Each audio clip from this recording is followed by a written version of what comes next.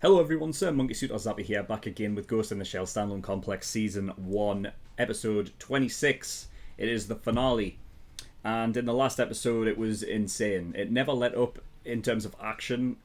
The stakes of possible characters like dying off and showing us some like really crazy shit, like Bato's head falling off. Bloody hell. Motoko getting her head blown off. Fucking the Tachikomas sacrificing their lives. It never fucking let up. It never let up. But yeah, I mean, basically, I'm not going to talk much about what happened. Essentially, everybody from Section 9 is either captured or they're convinced they're dead. So the likes of Motoko, they will be convinced that she's dead after what just happened, and we don't know if Bulma is alive or not.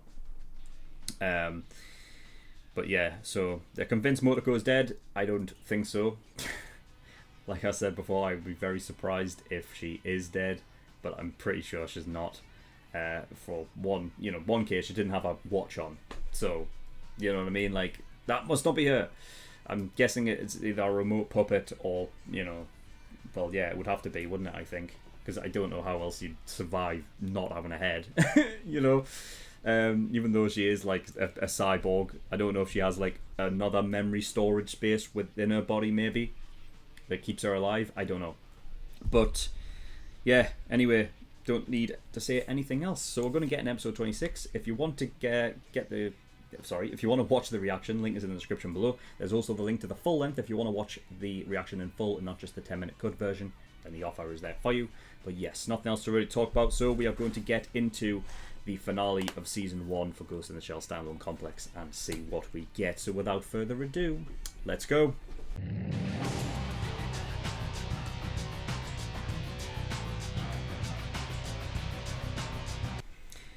Okay, episode 26, the finale of the first season for Ghost in the Shell Standalone Complex.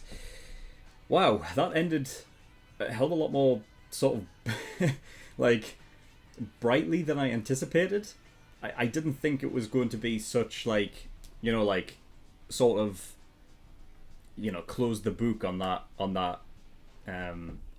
like sort of season and story. I guess everything involving the Laughing Man is kind of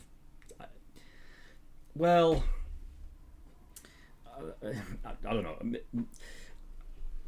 because we still had that obviously last scene with the with the dude who seemingly set up a booby trap on the car to kill Serrano. So I don't know. I said during reaction, I guess that's Yakushima because but then I don't know. It might not be. It might be somebody else.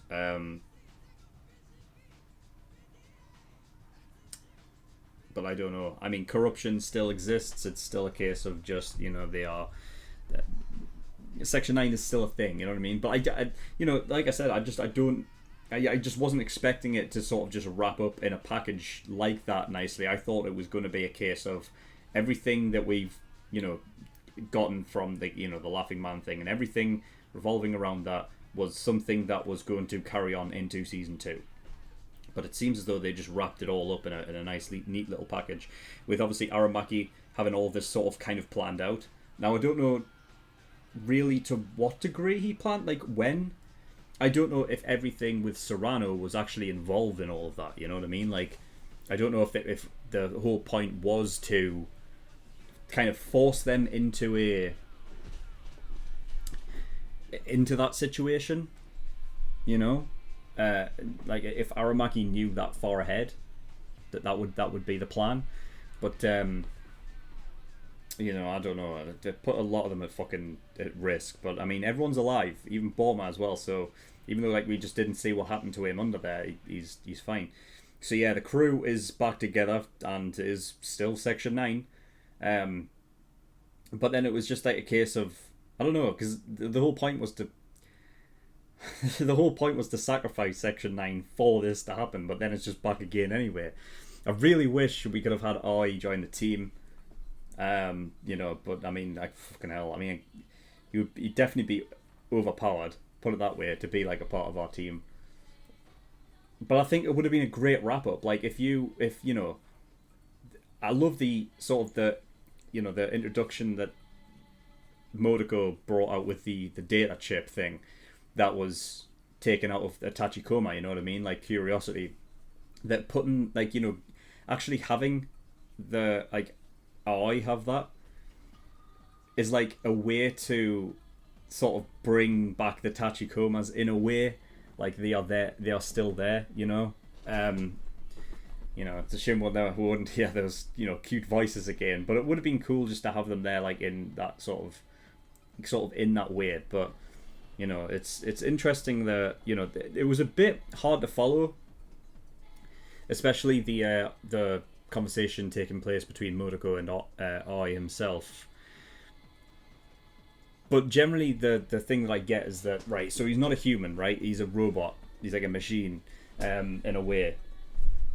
That basically came across sort of like an email, right?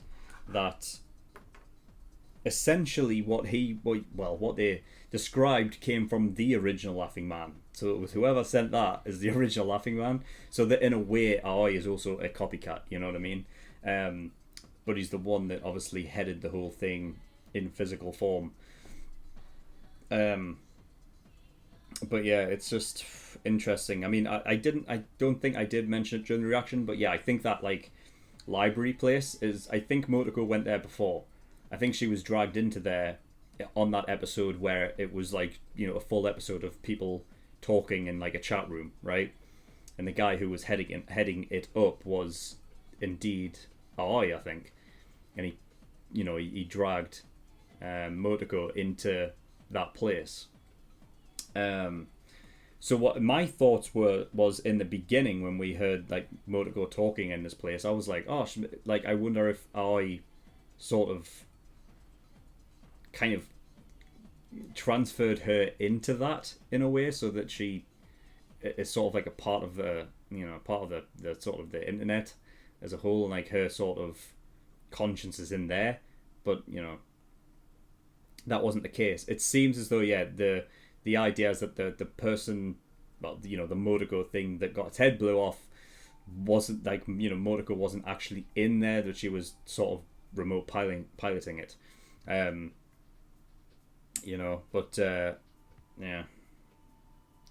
it's nice to see, like, even though it wasn't even that long ago since they were all split up, it was kind of nice just seeing them come back together again, especially like Tagusa as well, like, coming in and joining the crew, because I feel like Tagusa is now fully fledged part of that group. Like, I remember back in the first episode where it seems like he's like the new kid, like on the block, and he seemed like he seemed more, like he wasn't like close with the group kind of thing. But now I feel like at the end of this he's fully fledged, so I like that. God, what else? I mean, I don't know. I think yeah, it feels as though it's very like, I don't know, I guess it's bittersweet. I like the way that it wrapped up, but I feel like nothing really much, like, I feel like we're almost back at square one. You know what I mean? I don't know. It depends on whether or not they pick up in season 2 with what happened to Serrano.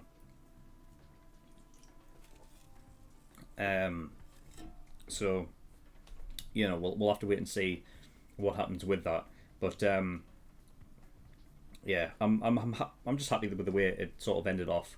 And we can go into season 2 and either continue on the story of the Laughing Man and I assume it's still obviously going to deal with the corruption, and Section 9 is going to have to deal with that as well. But I mean, it's just going to be a case of how do they deal with it now. And also, I don't know if they're fully like on the books, like sort of think that Motoko is actually dead. Like, I mean, like the government. So I don't know if like she's like a really like, if she's considered dead or not. I don't know. I really don't. So we'll just have to guess we'll just have to wait and see about that. But I mean, the thing is though, Section 9 do things anyway, like privately anyway, you know, and I think by exposing obviously Section 9 to the public and having them publicly sort of dismantled, but then, you know, but then obviously bringing it back again under, it's actually still, you know what I mean, it's still going, or I guess it's the new form Section 9, you know what I mean. So it's like, that's why I call it like bittersweet, because it's like nothing truly has changed really, you know what I mean. I mean, we've gotten rid of a corrupt guy, unless that one guy is actually Yakushima, I don't know, you know, but it's still, the only thing that's still in play is the fact that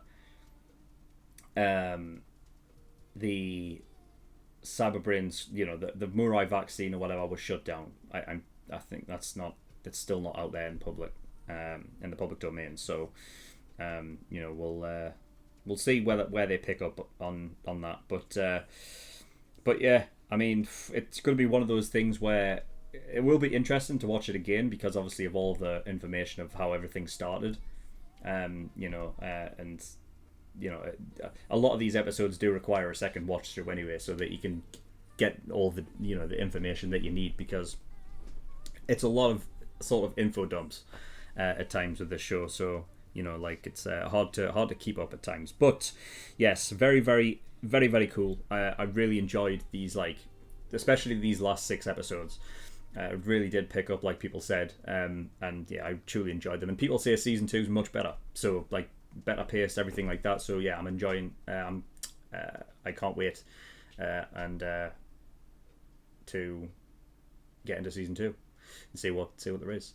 But yeah, that's pretty much all I've got. So thank you everyone for watching. If you want to actually watch my reactions to season 2, episode 1 and episode 2, then you can do by becoming an early access tier patron over on my Patreon. It's $5 a month, gives you access to shows a week early. There's also the full length tier there if you want to watch my reactions in full, and there is the exclusive tier if you want to watch my reactions to movies and things like that. And there's also the link to the Discord down in the description if you want to get over there, and can do. But that is all I got, so thank you for watching. I'll see you all next time. Bye bye.